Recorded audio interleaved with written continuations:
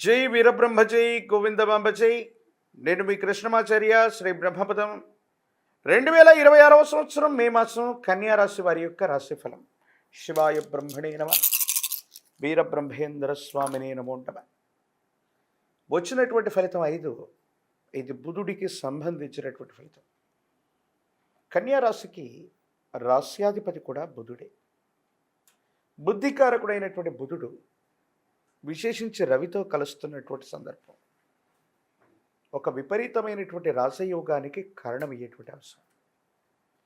ఎంతో కాలంగా ఆలస్యమవుతున్నటువంటి పనులు పూర్తవటంతో పాటుగా తండ్రి గారి యొక్క అనుగ్రహంతో మీ పూర్వీకులకు సంబంధించినటువంటి వ్యక్తుల యొక్క అనుగ్రహం లేదా కుటుంబానికి సంబంధించిన పెద్దల యొక్క ఆశస్సులు అనుగ్రహం లేదా వాళ్ళ యొక్క చేయూత వల్ల మీ జీవితంలో మీ కెరియర్లో ఒక ముఖ్యమైన విజయాన్ని మీరు సాధించబోతున్నారు. ఆర్థికంగా బాగుంది, యుగదాయకంగా ఉంది, సానుకూలవంతమైనటువంటి ఫలితాలు లభించే అవకాశం ఉంది. కొత్త ప్రాజెక్టుల కోసం మీరు చేసే ప్రయత్నాలు తప్పకుండా సఫలీకృతమవుతాయి, అనుకూలవంతమవుతాయి. యోగదాయకమైనటువంటి ప్రయోజనాలను మీరు తప్పకుండా పొందేటువంటి అవకాశం కూడా కనిపిస్తూ ఉంటుంది. ఏది ఏమైనప్పటికీ కూడా ఈ రాశికి సంబంధించినటువంటి వారికి కొంతకాలంగా తల్లిదండ్రుల నుంచి పూర్వీకుల నుంచి మద్దతు రావట్లేదనో, అనువంశికంగా మనకు రావలసినటువంటి ఆస్తిపాస్తుల విషయంలో ఏర్పడుతున్నటువంటి ఇబ్బందులను ఇవన్నీ కూడా తప్పకుండా తొలగిపోతాయి. యుగదాయకంగా ఉండేటువంటి అవకాశం తప్పకుండా లభిస్తుంది. కానీ మాసానికి మధ్యలో అంగారకుడు కుజుడు అష్టమ స్థానంలో ప్రవేశం వల్ల ఏవైనా ఇబ్బందులు కలిగేటువంటి అవకాశం ఉంది. ఆరోగ్యపరమైనటువంటి అంశాల పట్ల తస్మాత్ జాగ్రత్త.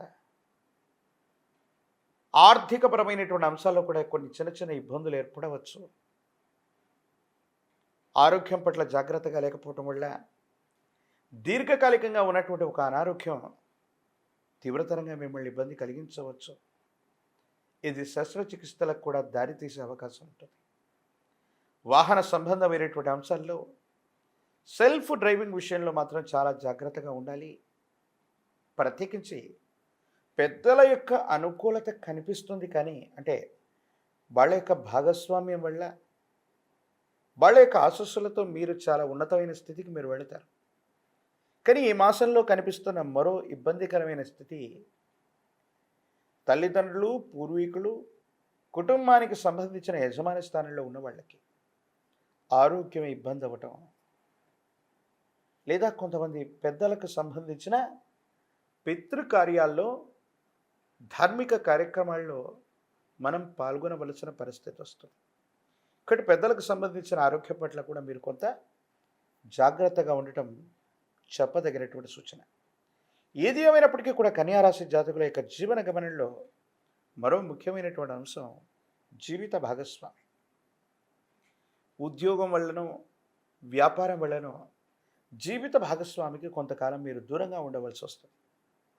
అంటే కుటుంబానికి, జీవిత భాగస్వామికి మీ యొక్క దైనందిన జీవితంలో సమయాన్ని ఇవ్వలేకపోతున్నాం, వాళ్లతో సమయాన్ని గడపలేకపోతున్నాం, వాళ్ళ నుంచి ఏదో కారణంగా దూరంగా ఉండేటువంటి అవకాశం కనిపిస్తుంది. కాబట్టి మీ సమయాన్ని కాస్త సద్వినియోగం చేసుకుంటూ, సమన్వయం చేసుకుంటూ కుటుంబానికి లేదా జీవిత భాగస్వామికి కూడా సమయాన్ని ఇవ్వటం చెప్పదగినటువంటి సూచన.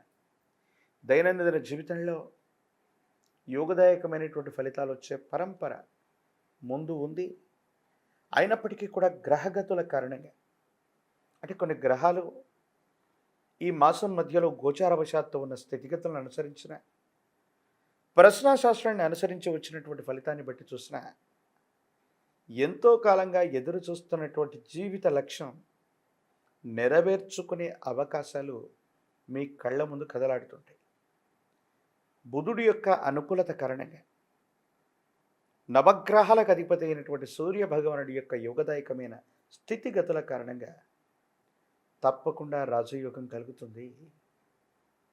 ఎంతో కాలంగా స్తబ్దుగా ఉన్నటువంటి మీరు ఒక్కసారి మీ దైనందిన జీవితంలో చాలా ఉన్నతమైన స్థితిగతులకు వెళ్ళగలిగిన పరిస్థితి తప్పకుండా గోచరిస్తుంది అనటంలో ఎటువంటి సందేహం కూడా లేదు.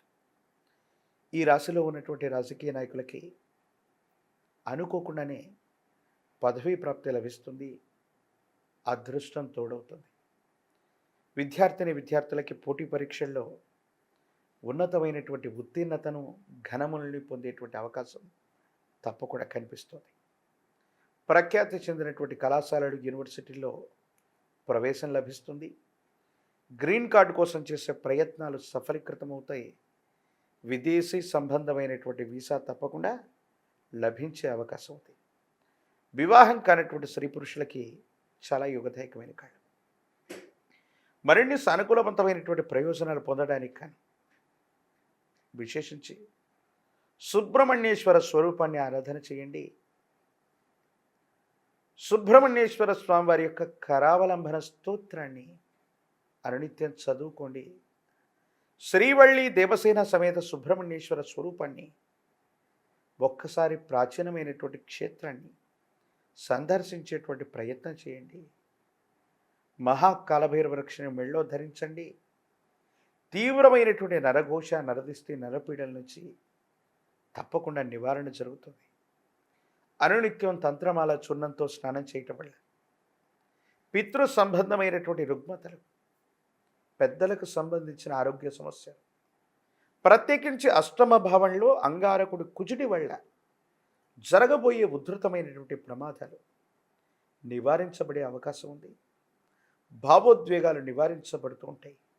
కాబట్టి అనునిత్యం కూడా తంత్రమాల చూర్ణంతో స్నానం చేయటం యోగదాయకమైనటువంటి ఫలితాలకు తప్పకుండా కారణమయ్యేటువంటి అవకాశం కనిపిస్తుంది.